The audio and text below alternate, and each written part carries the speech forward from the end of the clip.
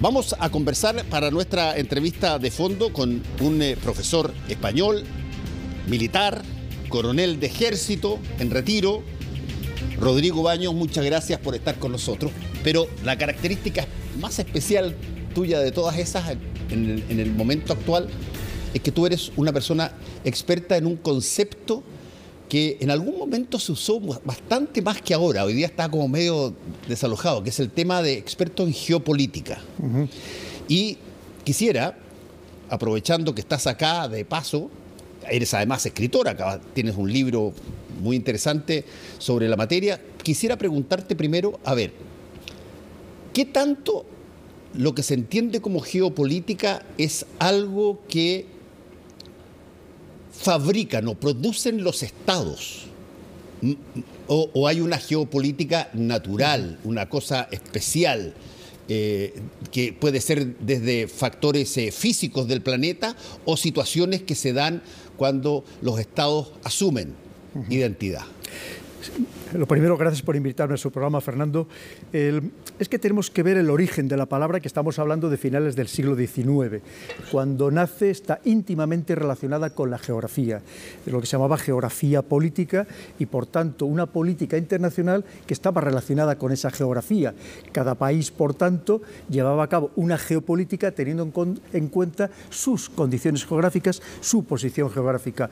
No era mismo un país sin salida al mar que un país con salida al mar, dependía de los vecinos que tuviera, en fin, que fuera una península, que fuera una isla, las condiciones. Lo que pasa es que, claro, teniendo en cuenta que esto nace a finales del siglo XIX, entonces solo hay dos dominios, por así decirlo, que se trataban, que era la tierra y el mar. Exacto. Hoy tenemos más dominios. Lo primero, el siguiente dominio que empieza a tener influencia es el aire, una vez que comienzan los aviones a proliferar en el aire. Luego, posteriormente, hay otro dominio muy interesante que es el espacio. Y hoy tenemos otro todavía mucho más interesante, que es el ciberespacio. Por no mencionar quizá el sexto, que también es interesantísimo, que es la mente. Un poco también el intentar ese dominio mental, que ahora es lo que se trata. Entonces ya son 6 espacios, 6 áreas de dominio, y por tanto la geopolítica original ha quedado desvirtuada en ese sentido. Que no significa que haya perdido completamente la influencia de la geografía, ni mucho menos, porque hay sitios donde sean estrechos naturales, por ejemplo, puntos de paso obligado en el mar, sean artificiales o sean naturales, o por ejemplo el Ártico, tantísimos aspectos físicos, geográficos, que siguen teniendo una gran relevancia y una gran influencia a la hora de gestionar la gran geopolítica que podríamos considerar hoy. Y ahí me gusta mucho, lo pongo en los libros, en vez de llamarle ya geopolítica, me gusta llamarlo realmente geopoder, porque ahí lo que se trata es de ver cómo las grandes potencias intentan dominar de una forma o de otra el conjunto del planeta, y las pequeñas y medianas potencias, como es el caso de Chile o es el caso de España, intentamos sobrevivir e intentamos no ser especialmente dominados. Mira,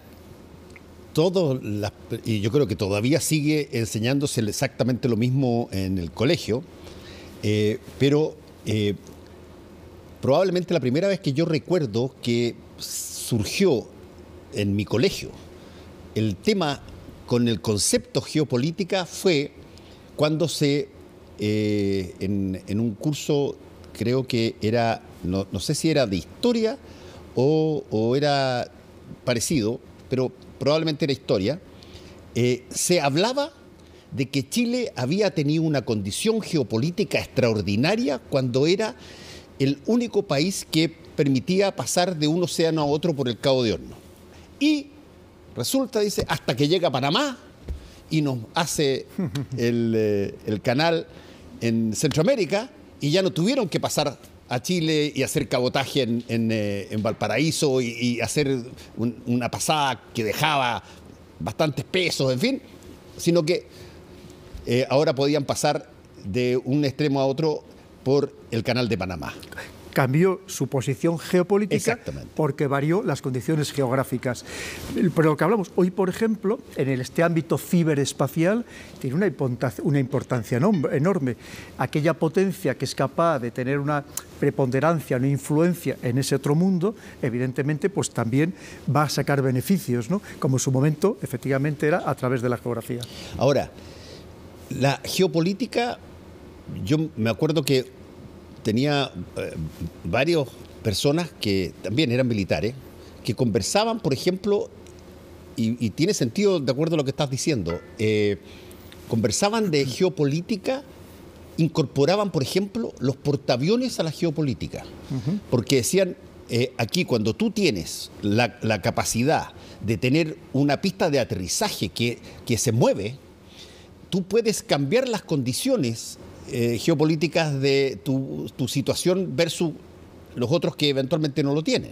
¿Qué tanto lo militar es lo más relevante en términos geopolíticos? Es que hablamos del mar y evidentemente el país que tiene una armada muy potente, evidentemente ahora mismo la más potente todavía, y sobre todo por capacidad de destrucción, es la de Estados Unidos, que le ha permitido durante muchos años prácticamente a capricho controlar todos los mares, los océanos, los puntos de paso obligado, teniendo en cuenta que por el mar circula el 80% de todas las mercancías que se mueven por el mundo. Quien lo controla, controla prácticamente toda la cadena logística mundial y por lo tanto tiene muchísima importancia. No en vano por eso Estados Unidos tiene 11 portaaviones de propulsión nuclear, ¿no? Que con todas sus flotas de escolta y todos los aviones que lleva embarcados, pues le permite evidentemente ejercer una geopolítica mundial de predominio. Y dime una cosa, Rodrigo. Pedro. Pedro, perdón. Dime una cosa. ¿Cómo entra aquí lo que podríamos llamar geopolítica humana? Por ejemplo, el fenómeno que estamos viendo hoy día de las migraciones, donde tú de repente despueblas un lugar para poblar otro con todos los consiguientes procesos y al cabo de cierto tiempo muchas de esas personas que cambiaron de país son ciudadanos del nuevo país y cambia no solamente el volumen de la población, sino que también probablemente sus posibilidades geopolíticas, ¿no? No solamente eso, muchos países utilizan lamentablemente los movimientos migratorios, porque a mí me parece lo más serio que hay, porque estamos hablando de personas, de seres humanos, que en la mayoría de los casos no hacen ni más ni menos que haríamos usted y yo, Fernando, si estuviéramos en su misma situación, pero hay países que lo utilizan como instrumento geopolítico, instrumento de presión para conseguir sus fines, los fines que benefician a su país. Lo pongo también en el último libro, en la Encrucijada Mundial, como países como Marruecos o Turquía utilizan precisamente los movimientos migratorios en ese sentido. Ellos se llaman a sí mismos estados tapón de estos movimientos migratorios para que no vayan desde zonas más desfavorecidas hacia Europa en este caso, pero se convierten también en extorsionadores de Europa porque cuando quieren, como dicen ellos, permiten el paso o no permiten el paso dependiendo de las circunstancias o de que sus intereses se están viendo satisfechos o no por parte de los europeos. Para que veamos que lamentablemente se utiliza incluso también a las personas con esos fines geopolíticos. Sí, interesante el caso de Marruecos, que bueno, a ustedes les ha tocado tener choques ahí con Marruecos por esas mismas condiciones que tú has delineado, de que de pronto, claro, Marruecos está cerquita y de pronto el que ellos frenen la ola de migración, que, a ver, nadie migra para pasar lo peor. Ni por capricho. Ni por capricho. Migran porque lo están pasando muy mal y quieren tener un futuro. Bueno, pero cuando a ti, efectivamente, tú lo dices, yo lo escuché alguna vez en las noticias españolas, cuando Marruecos dice, oye, denme un poquitito si es que quieren que les pare a toda la gente, eso es estar bien cerquito a ser parte de la producción de los inmigrantes como presión. Es que para conseguir esos fines geopolíticos se utilizan muchos instrumentos. También se utiliza la economía, porque la geoeconomía está íntimamente relacionada con la geopolítica. Y una vez más, lamentablemente, también se utilizan incluso a seres humanos para conseguir objetivos geopolíticos. Al final, una vez más, lo que hablamos, esos objetivos de geopoder, al final de poder, de relaciones de poder entre los estados, que cada uno intenta sacar lo mejor, la mejor partida para los suyos. Porque al final, en política internacional, no hay nada que nos una, nada más que intereses temporales, muy temporales, porque lo único que hay son intereses particulares de cada una de las naciones y no existe otro más, ni siquiera entre vecinos, que además muchas veces suelen ser las relaciones más delicadas y más complicadas. Sí, ahora hay un punto que creo, Pedro, que es muy interesante y que tiene que ver con, a ver, Así como la geopolítica varía, como la hemos contado, si tú de repente tienes una sobrepoblación muy importante, y aquí viene mi pregunta, ¿qué pasa con el cambio climático y la geopolítica? Hay países que eran, pero ideales para determinadas cosas y de pronto, bueno, sí, se pasman por eso. Efectivamente, porque lo modifica todo. Este incremento de las temperaturas, este calentamiento global, lo primero es que tenemos que tener en cuenta que es un fenómeno más impulsor de los movimientos migratorios, porque obviamente en aquellos terrenos que se vayan desertificando, que vaya habiendo mayor escasez hídrica, que los campos sean improductivos, lo mismo, las personas se ven en la necesidad de buscar un sitio simplemente para sobrevivir, ni siquiera para buscar verdaderamente una vida mejor, simplemente para sobrevivir. Y por tanto también tiene unas condicionantes geopolíticos detrás, sin lugar a dudas. Pero es que además también esto genera guerras, ya no solamente movimientos migratorios, sino guerras. La primera guerra que hubo en los tiempos modernos, propiciado por ese cambio climático, por esa desertificación, fue la guerra de Darfur en Sudán, que comenzó allá sobre el año 2003 y que pasó muy desapercibida a pesar de fallecer más de 300.000 personas. Y allá mismo hay tensiones por este cambio climático, por este calentamiento global en muchas partes del mundo. Pensemos que algunos de estos enfrentamientos que nos parecen que tienen otras consecuencias, también detrás está este calentamiento, como puede ser, por ejemplo, en la zona de Cachemira, este enfrentamiento entre India y Pakistán, y que en cierto modo también está China involucrada, porque allí nacen, por ejemplo, la cabecera del río Indo, que para Pakistán es su columna vertebral, es lo que le da la vida. Y además, en fin, que hay muchos sitios donde este calentamiento va a generar una gran conflictividad, y dentro de esa conflictividad también movimientos migratorios masivos. Ahora, Pedro, hay un punto que es sumamente delicado. Uno puede entender que hay situaciones geopolíticas que eventualmente en caso de conflictos con vecinos uno puede tener digámoslo así, una apreciación de fuerzas. Ok. Pero cuando tú estás hablando de 7 u 8 países que tienen poder nuclear y todo el resto no, y además esos 7 u 8 se encargan de decirle a los que quieran meterse que ya no se pueden meter. A ver, no solamente consolidan una posición geopolítica extraordinaria, sino que además no dejan que nadie más crezca en ese sentido. Lo que me parece bien desde el punto de vista de la proliferación nuclear. Pero es un tema de amenaza permanente. Además, Putin lo ha mencionado 2 veces con Ucrania. Además, no hay ninguna justificación, porque cualquier país tiene el derecho a desarrollar el arma nuclear como la tienen otros países. Efectivamente, esto es lo que yo ponía en el primer libro, Así se domina el mundo, que esto yo lo que llamo la patada a la escalera. Los que se han llegado a la cima del poder subiendo por una escalera, cuando llegan arriba le dan una patada para que nadie más suba. Esto es un clásico. Estamos un club de amigos que tenemos todo ese poder, ¿para qué vamos a dejar que los demás también lo tengan? Pero es totalmente injusto. Cualquier país tendría el mismo derecho a desarrollarlo que lo tiene Francia, por poner un caso, que tampoco es una hiperpotencia como pueda ser China o como pueda ser Estados Unidos, evidentemente.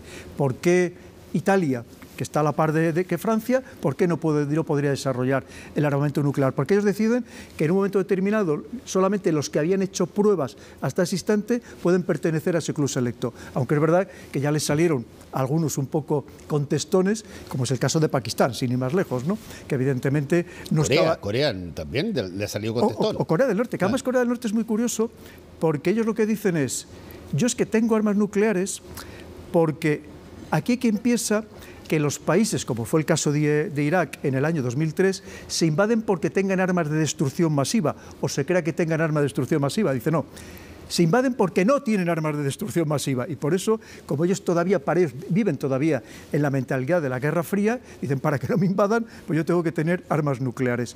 Pero al final son, una vez más, porque es muy curioso, que qué casualidad que los 5 miembros permanentes del Consejo de Seguridad de Naciones Unidas, los que tienen derecho de veto, los que al final mandan, porque la Asamblea General no tiene sus resoluciones, no son mandatorias, resulta que no solamente todos ellos tienen armas nucleares, sino que además son los principales exportadores de armamento a todo el mundo. O sea, curiosamente, a los que se supone que les hemos delegado la responsabilidad de la paz en el planeta. Sí, es bien curioso eso. Yo, escuchándote con respecto a eso de las armas nucleares, que es una cosa sensible, se han utilizado una sola vez en condición de guerra, durante la Segunda Guerra Mundial, las utilizó Estados Unidos contra Japón, y todavía uno de repente ve esos videos y se pasma. Y hoy día las bombas nucleares son pero infinitamente más poderosas que esas.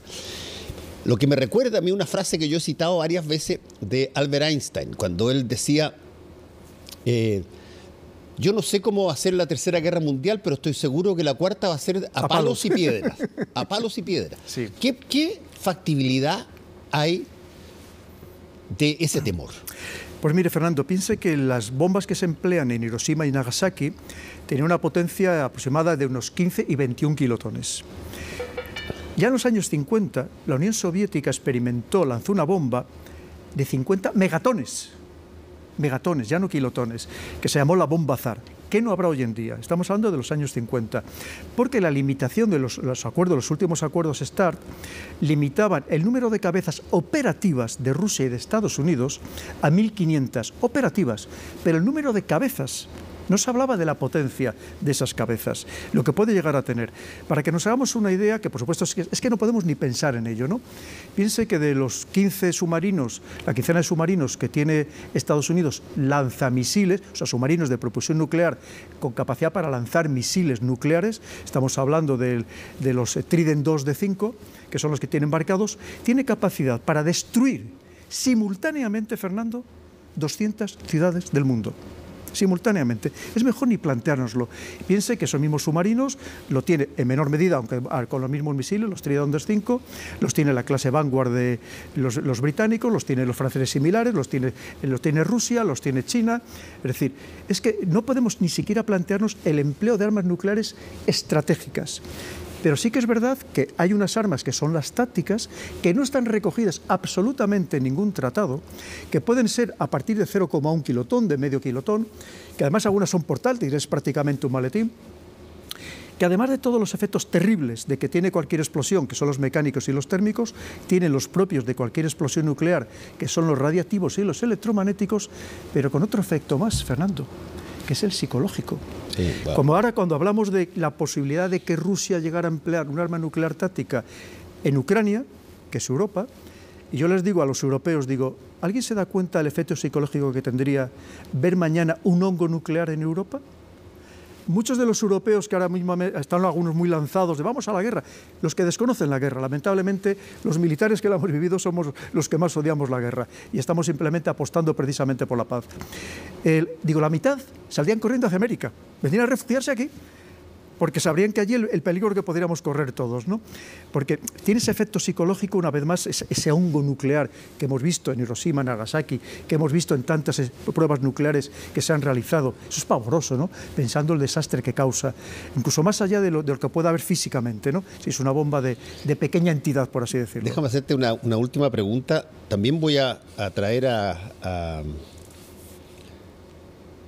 colación una frase de otro personaje, un filósofo y escritor también, Jacques Ellul. Jacques Ellul, el francés, decía, un instrumento demanda su uso. Tú construyes una bomba y vas tarde o temprano a usarla.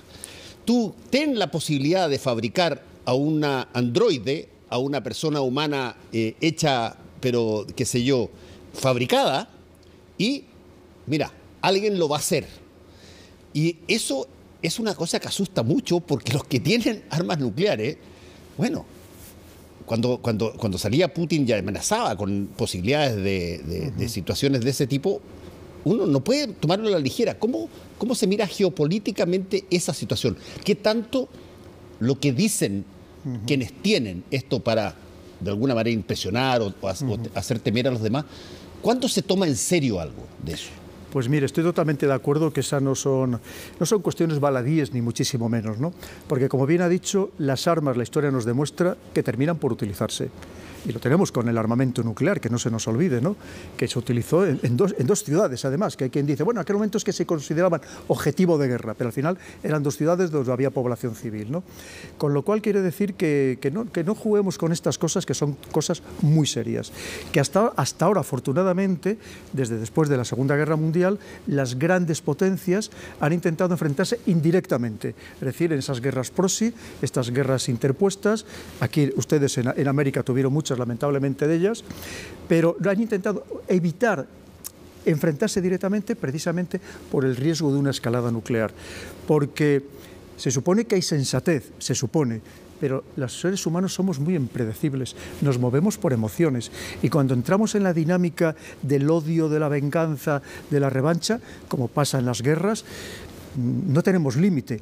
Y cuando vemos nuestro país, que si hay alguna amenaza que consideramos existencial, no tenga ninguna duda que vamos a utilizar todos los recursos que tengamos a nuestra disposición. Eso pasa con las armas en la población civil. Bueno. Cuando, evidentemente, si no la tienes, no vas a utilizar una pistola, pero si la tienes, en un momento de enajenación, de rabia, de ira, pues como pasa lamentablemente en Estados Unidos con tanta frecuencia, pues se llegan a utilizar, ¿no? Un instrumento demanda su uso, que tú lo tienes ahí y tú crees que no la vas a usar, que vas a intimidar, y de repente pues, vas a terminar usándola y quizás y si usted la lleva en la guantera, se te acaba la vida. La lleva en la guantera del coche y tiene un incidente de tráfico, lo que podía haber quedado, pues a lo mejor como mucho en 2 bofetones, pues resulta que saca la pistola y la utiliza, ¿no? Entonces no juguemos efectivamente con esas cosas, que el tema es muy delicado. A ver, Pedro, cuéntanos, porque quiero que sepan tus libros, porque es muy interesante entender la geopolítica con el lenguaje de hoy y con la fisonomía geográfica que tenemos hoy. ¿Cuál es? Ese es un libro, La encrucijada mundial. Este es el último libro en el que he ido más allá de la geopolítica, pero la parte geopolítica, que tiene, por supuesto, un peso importantísimo dentro del libro, es lo que para mí ahora mismo creo que está marcando precisamente el curso geopolítico, que es el enfrentamiento entre China y Estados Unidos. Porque a pesar de que hoy esta visita de Antony Blinken, el secretario de Estado, a China, pues ha intentado limar un poco unas asperezas que estaban muy, muy ásperas, y los hemos visto en ese discurso cada vez más agresivo de los últimos días. Esto no va a parar aquí, sobre todo porque hay una China que está avanzando a pasos agigantados, que no es que esté creciendo, no es que ya ha crecido, ¿no? Ya es mayor, y que está tratando de tú a tú, como estamos viendo, ni más ni menos que a todo un Estados Unidos. Un Estados Unidos que se ve muy amenazado, que siente temor realmente por lo que está haciendo China en todos los planos, y sobre todo porque es un gran competidor, no es ahora mismo militar, que como capacidad militar todavía tiene superior a Estados Unidos, pero sí tecnológico, financiero y económico. Y además con un progreso en todos estos campos impresionantes, incluyendo una gran estrategia que está llevando a cabo China dentro del ámbito de la geoeconomía, que es intentar precisamente este proceso de desdolarización, que no significa que vaya a ser inmediato, o a lo mejor sí, pero en principio elimina completamente lo que ha sido su soporte, la columna vertebral de Estados Unidos, porque en realidad todo lo que tiene de su ejército, sus servicios de inteligencia, 18 ni más ni menos, su servicio diplomático, todo es precisamente para apuntalar su columna vertebral, que es la economía. Una economía que ahora mismo la tiene muy, muy delicada. No debemos olvidar, Fernando, que hace muy pocos días Estados Unidos está a punto de entrar en default, sí, y que la administración dejara de pagar. Y afortunadamente, en último instante, para ellos, se reunieron los 2 grandes partidos y han llegado al acuerdo de pedir más deuda, que ya la tiene absolutamente gigantesca. Tiene una situación tremendamente delicada, además de un país muy polarizado, muy enfrentado, con un liderazgo más que dudoso, evidentemente ahora mismo. Y con una historia de violencia impresionante. Sí. Yo viví en Estados Unidos 6 años y dificulto que haya, en términos ciudadanos, un país más violento. Para lo cotidiano, para las cosas simples. Pues fíjese que dicen que en los 2 o 3 últimos años, con todo lo que ha ido sucediendo, sobre todo desde el asalto al Congreso, el que se ha multiplicado, se ha aumentado muchísimo el número de ventas de armas y de municiones. Incluso hay algunas encuestas realizadas dentro del propio Estados Unidos, que hay muchos estadounidenses, en algunos casos más de la mitad, que creen que pueden llegar a un enfrentamiento civil, ¿no? Que esperemos, por supuesto, que no se produzca, porque al final no dejan de ser los abanderados de la democracia. Por violento, mundo, ¿no? Yo me refiero a democracia, o sea, a un sistema de gobierno democrático, porque una dictadura por definición es violenta y pueden pasar montones de cosas, pero en una democracia con partidos constituidos, con historia grande, es impresionante cómo tú ves todos los años una cantidad de jóvenes escolares que entran al colegio a balazo. La violencia intrafamiliar es tremenda, probablemente la más grande del mundo. La tasa por miles de habitantes de presos es gigantesca.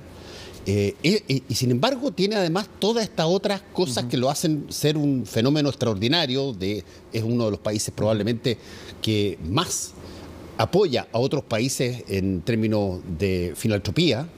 Y tiene, por cierto, toda una red, son 330 millones, o sea, enorme de grande, pero es impresionante lo que se recurre una tradición de violencia que en otros países, por ejemplo en Europa, pues no existe en general, ¿no? Ni mucho menos. Es verdad que hay algunas zonas, algunas partes de algunos países que pueda parecerse o asimilarse, pero en general no todo el país, ¿no? Pero en cualquier caso es verdad que vivimos un momento muy particular de la historia en la que cabe la posibilidad de que sí que se produzca este cambio de poder geopolítico, una vez más, de poderes en el mundo, y esto es preocupante, porque obviamente Estados Unidos va a intentar hacer lo que sea para evitar que esto se termine de materializar. Mientras tanto, cada vez está más amenazado por una China que también cada día crece el número de países que la apoyan, y veremos ahora lo que va a pasar en agosto cuando haya la próxima cumbre de los BRICS, esta reunión de países de Brasil, Rusia, India, China y Sudáfrica, que parece ser que hay muchos países que se están postulando para unirse a ese otro bando, ¿no? Con lo cual estamos en un momento interesante en ese sentido, pero también preocupante porque no sabemos en qué puede generar. Bueno, están los libros de Pedro Baño para quienes estén interesados en continuar con este tema. Muchas gracias, Pedro, por haber estado aquí con nosotros en CNN Chile. Pues encantado, Fernando, y a su disposición. Que te vaya muy bien.